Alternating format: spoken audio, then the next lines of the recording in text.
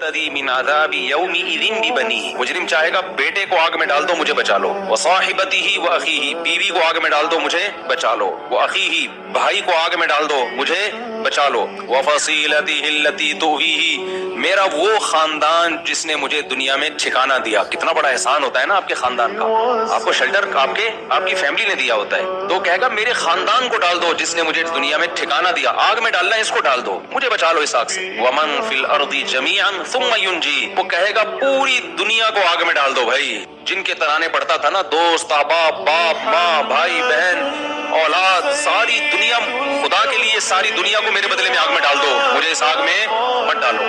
کیسا دن ہوگا؟